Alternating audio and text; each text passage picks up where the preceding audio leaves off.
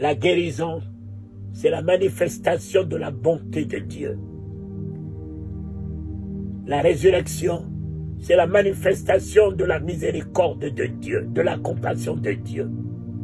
Et quand il voyait les malades, l'esprit de compassion qui était en lui se mettait à l'œuvre.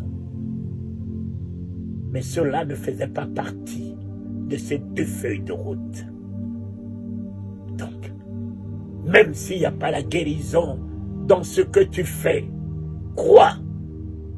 Crois. Fais ce que Dieu te dit de faire. Persévère. Si tu ne vois pas les miracles, persévère. Persévère. Le nom de Jésus qui sort de ta bouche reste et demeure le plus grand miracle.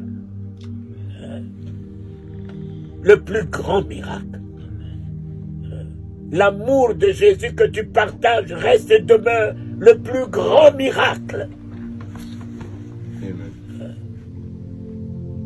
Le Saint-Esprit que tu partages, un esprit de paix, de joie avec les autres, c'est le plus grand miracle. Merci, papa. Merci. Mon fils, c'est ici. C'est ici. Tout est là. Tout est là. Cet homme, pour rentrer là-dedans, il a fait cuire ça 40 jours et 40 nuits dans le désert.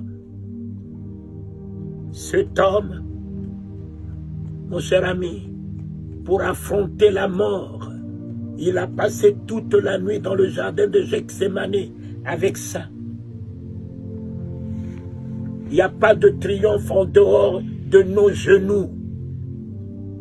Il n'y a pas de triomphe en dehors de tes genoux, mon fils. Il n'y a pas de triomphe, de victoire dans ce monde en dehors de tes genoux. Un chrétien, un enfant de Dieu qui est à genoux, ébranle l'enfer. Les démons ne peuvent rien sur lui. Sur lui. Pierre a raté Gethsémane. Pierre est devenu sanguinaire, coupant l'oreille et allait renier son maître devant une pauvre femme.